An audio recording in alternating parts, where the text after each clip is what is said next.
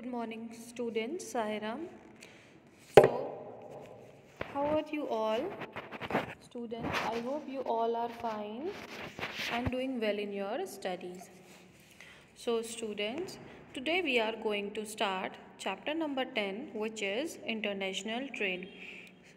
Students, this is the last chapter of your business studies, class 11th. Now, in part 1, we are going to understand what is the meaning of trade, what is the meaning of international trade, what are its features, why we do international trade, and types of international trade. And rest of the part we will do in our next coming videos. So, the first, we have to understand what is the meaning of trade. Trade means if we buy something and sell something, then this process is known as trade. Means if we do trading, a business transaction, it is known as trade. Means selling and purchasing of goods and services in lieu of profit is known as trade. Now trade is divided into, basically it is divided into two parts, home trade and foreign trade. Now home trade and foreign trade are also having some sub parts, like home trade is divided into two parts, wholesale trade and retail trade, and foreign trade is divided into three parts, import trade, export trade and entrepot trade. Home trade means when we do business in our country, in a union territory of a country, is known as home trade, under which wholesale and retail sale trade covers, which we have already discussed in our previous chapter number 5. Now foreign trade means if we do business from outside of the country or to the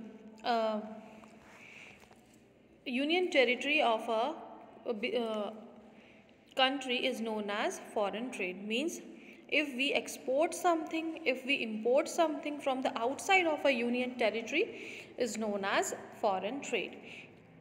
So the types of foreign trade like import, export and entrepot we will discuss in detail later.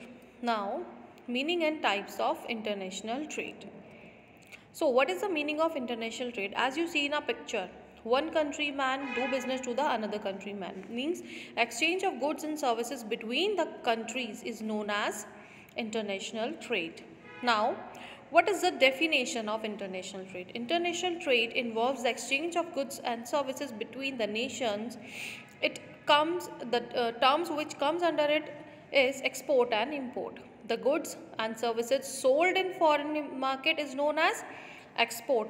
But when we bought something, goods and services, from the foreign producer is known as imports.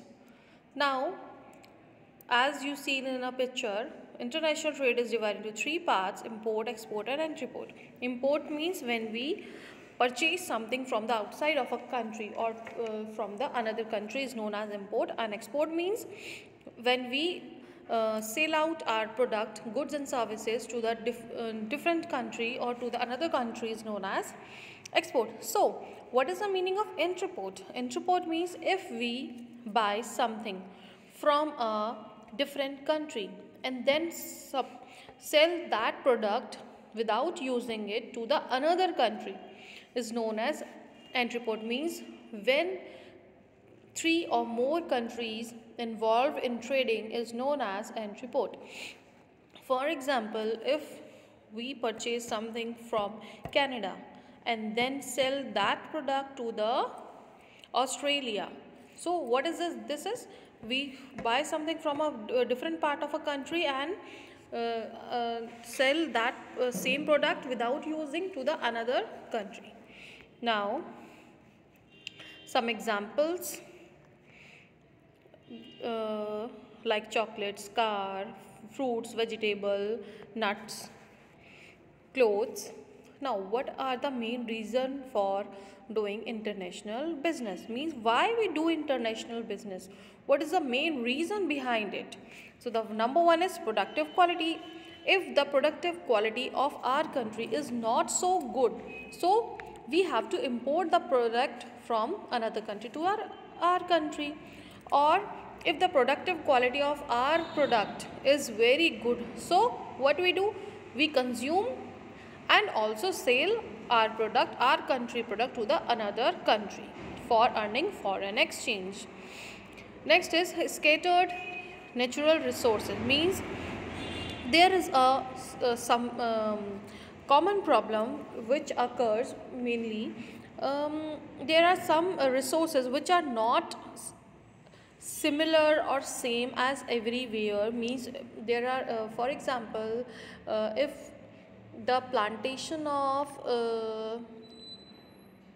any product, okay, let's take an example, like tea, or we can say that a rice. We assume that the quality of rice and the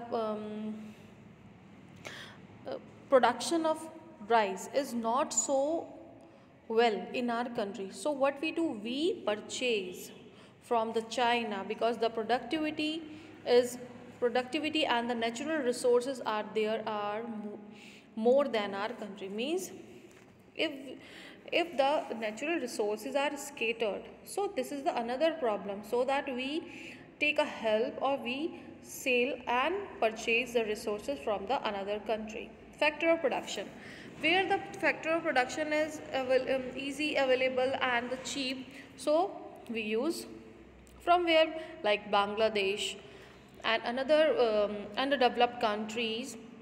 What we do, we hire some labor from there and then give them money. Okay, so the factor of production is also the another reason. Next is difference in operating cost. If the operating cost of any business is very low in another country, so what we do, we invest there. Next is lack of perfect production. Lack of perfect production is the another reason, so we do international business. Efficient production and trade ideas. If the efficient production is there in the another country and their ideas, trading ideas are more innovative, so we have to invest in that country's industry, so that we gain more profit. Now, features of international trade. What are the features of international trade? How can we identify that it is an international trade? Number one, involvement of two countries. When two countries are involved in a same business, that means it is known as the international trade. Next is payment in foreign currency. The students, this is a main or very easy feature, that they use their country's currencies, so that the payment in the foreign currency. Next one is legal procedure. There are lots of legal procedure involved if we do importing and exporting.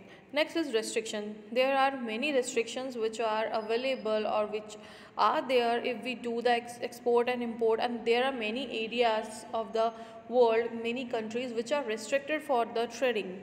Next is high risk. Risk is also involved in this. Next is different language. Both the people of different countries have their different language, so different languages are also there. So students, in this video we have completed the basic meaning of international trade. In next video we will continue our chapter. Thank you. Sai Ram.